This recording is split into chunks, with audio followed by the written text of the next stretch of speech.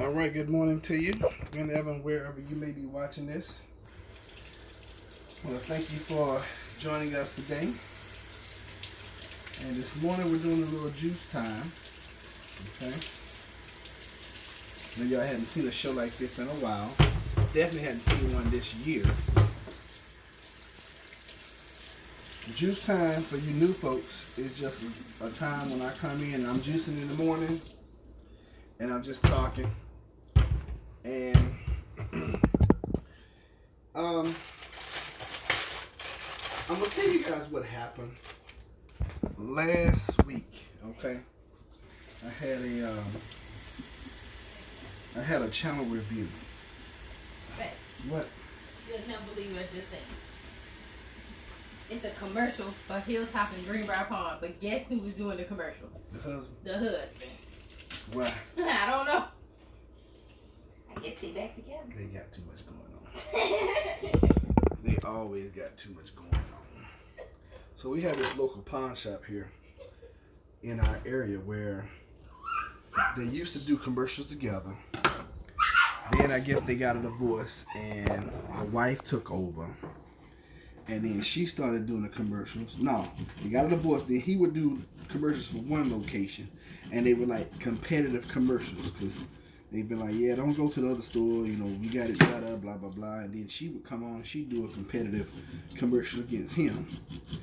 And then all of a sudden we started seeing her doing commercials for both locations. So we figured she either bought him out or she got on his nerves to the point he was just like, you know what, I'm getting out the business. Now Jennifer just reports that she sees a commercial and they're doing it together. Which, you know, goes to show, hey, sometimes just better be friends than to be right.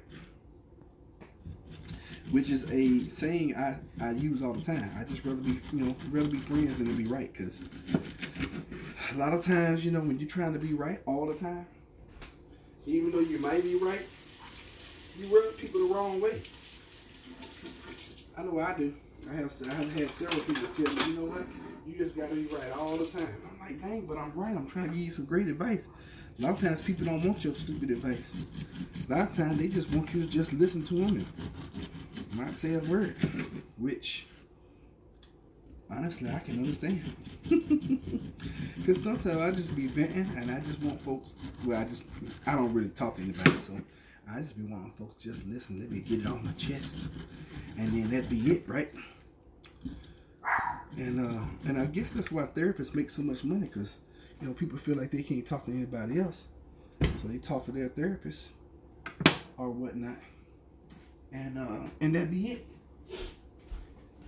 I knew there was something that I needed to do the other day, which was keep all of those bags. You know, like when you go to the store and you get all those little shopping store bags or whatever. They're good for something other than throwing it in the trash. They're great for putting your cut up fruits and veggies in. Like this box right here. This Eggo box. So anyway, I don't have any new word on the coronavirus. I was trying to look it up before I went live, but it's really early, and I was like, you know what, whatever. You're just gonna get what you get this morning, which is me cutting up some fruit, running through the juicer, and I gotta get out of here because I gotta go. I gotta go pick up my lawnmower. I have a riding lawnmower at my adopted family's house. They're leaving their location. They're moving out of the location that they're in, and my riding lawnmower is over there. They moved everything out, and I have to go get that this morning and pick that thing up, because the last thing I want to do is what? Leave my riding lawnmower for the new owners of that house. Not gonna do that. Really not gonna do that. Especially since I paid for it and took it over there so they could. They had a huge backyard. I'm talking about, this thing was probably, for a city lot, this is probably a quarter acre. And the thing was huge.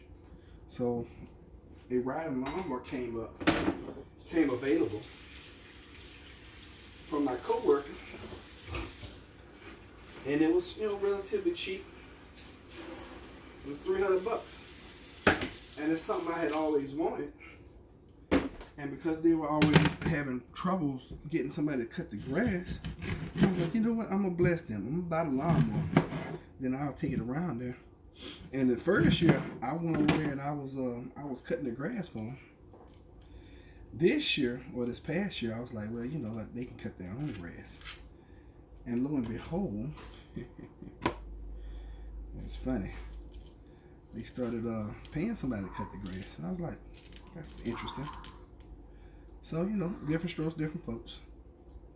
I've gotten to the point where I'm old now, or I'm older, where things don't bother me. I'm just like, oh, okay, whatever. If that's what you want to do, that's what you want to do. I thought it was easier, quicker, better, faster, cheaper to get out there and get on the ride lawnmower and cut the grass. But, because I would just run over there. I see the grass need to be cut. I put that sucker in high, which you're not supposed to cut in high. Wasn't my lawn, wasn't my grass, and I just run through and cut it, real quick. And I guess they didn't like that. Whatever. So, anyway, that's one thing I have to do this morning. I got to go and figure out how to get this lawnmower. And in life, folks, just remember this: in life has a way. That's why you always got to watch what you say you're never going to do. Because life has a way of teaching you and telling you, hey, just because you said you weren't going to do such and such, you might end up doing that very same thing that you don't want to do. That's why it's so important to be good stewards of your finances. Keep your debts way down. Keep your credit way up. So when opportunities present themselves, you're in a position that you can take advantage. Because opportunities will come. I promise you that. Opportunities will come and go. The question is, are you going to be ready to take the opportunity? And that's where I am now. I'm at a crossroads. I'm looking at a business. It's an extremely lucrative business. It's real estate.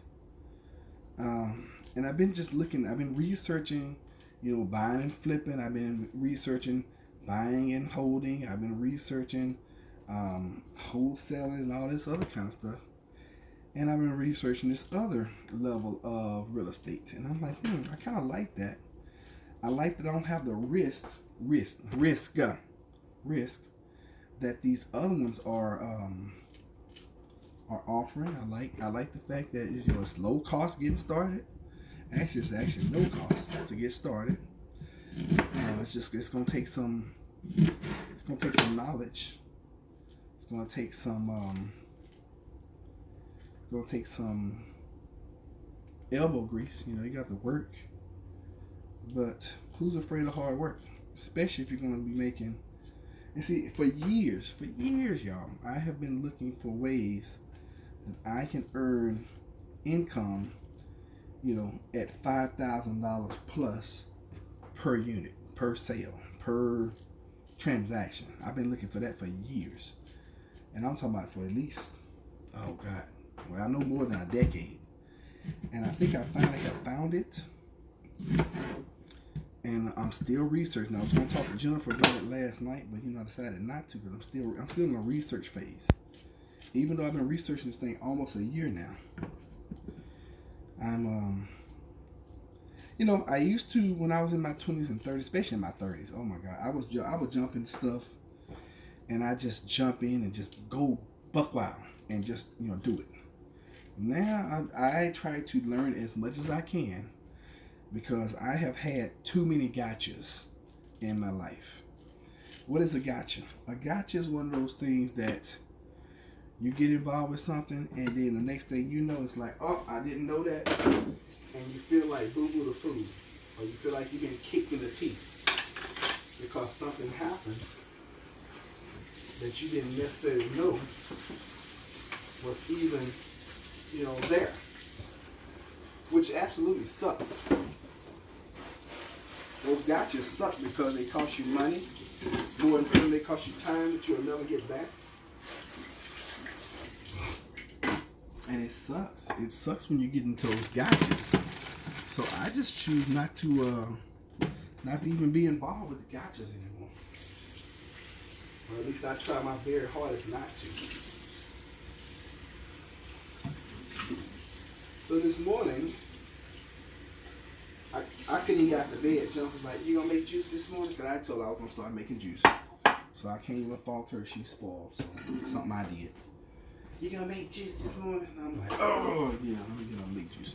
But you know, I've been in such a habit of sleeping late, and late for me is 6:30, 7 o'clock. Because normally, this time last year, I was getting up at 4, 5, sometimes 3 in the morning. And so it's just certain things you got to get your body back accustomed to doing. Grab my juicer over here, y'all.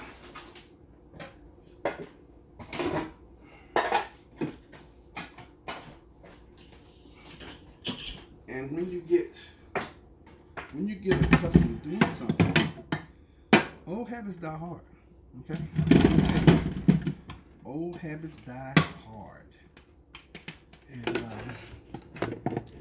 it sucks, I'm gonna tell you, But in order to get, and this is anything, in order to get where you want to go in this life, you have to make sacrifices. Even to get healthy. At one point, even especially to get healthy, you have to make sacrifices. And that's something that we hadn't been doing. We hadn't been sacrificing the time it takes in order to do the things that we need to do in order to get this weight back off. Because both of us have gained a ton of weight. We're still eating plant-based, but we've gained a ton of weight. It's no secret. You guys can see it. It is what it is. Alright, so when juicing, you always want to juice your soft fruits and veggies first. Alright? And you always want to load your machine. Especially when you have a centrifugal machine. You want to load those first. If not, you'll have splatter on your ceiling like I do. So we're going to load those first. Put it on low as possible. You want to juice as slow as possible.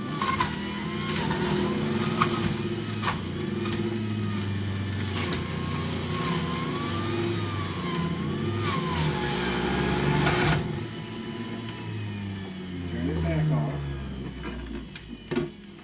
Put some more soft fruit, soft veggies in. I always want to do your soft stuff first. Okay? Everything that's soft. Okay? So there, that's loaded. Load. And let the juicer do the work.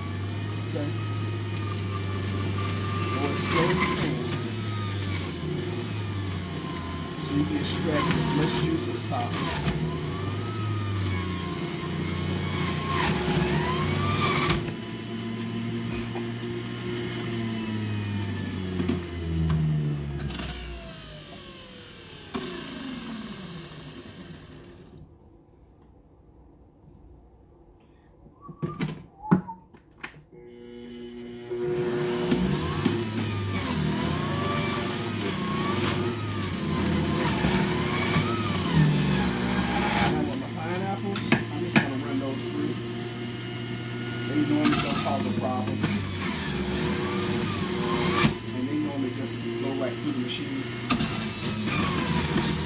Normally don't get any splatter with them.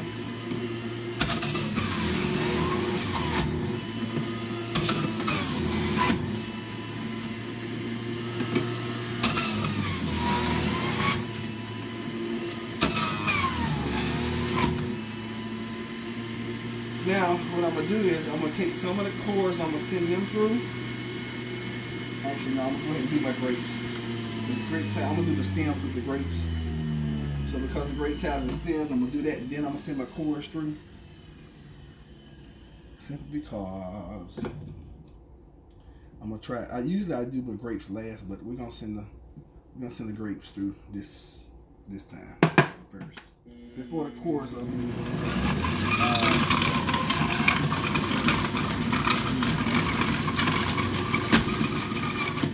pretty much do themselves, which is great. And then I'll send this pineapple core through, and at high, any residue that's left on the blade, the core should take it right through.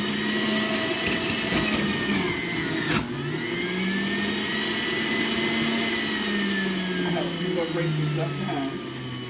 We're gonna run those through without stems.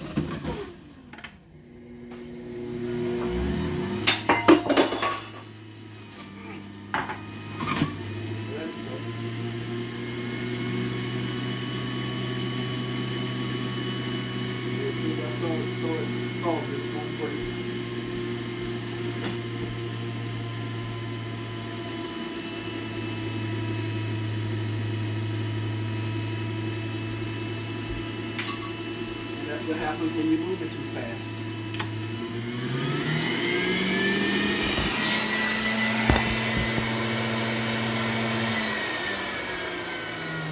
Because I'm in a hurry. And we hardly ever drink out of those glasses. That was left over from the Super Bowl. I'm not surprised. You know, we're not those people. We're usually mason jar people. I'm gonna start cleaning up. But I want to show you guys what I just made. Like that's the last glass. We done broke all those glasses. But we have broken. We have broken all the rest of them. So it's only one more left. Oh well.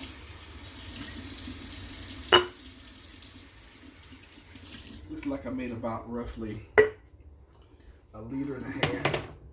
I always pour Jennifer's out first. She doesn't like pups, so I'll pour her little stuff out. Y'all see? Not really.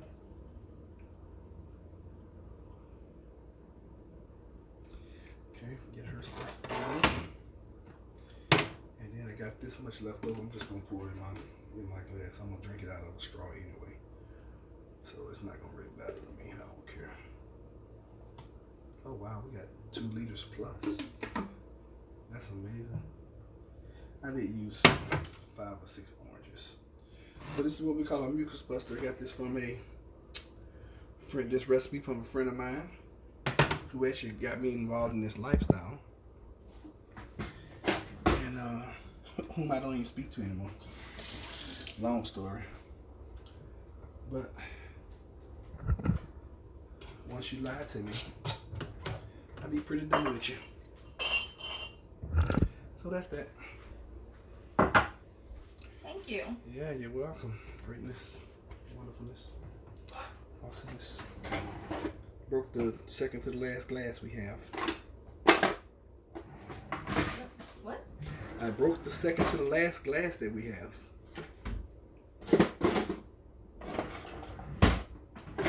So what you trying to say is I gotta go buy glasses? No. I'm saying that you have one more glass to drink out of. Where are all the straws? You done took them all to work and left them? Broke them and stuff? I have one straw that I took. We had 4. I know.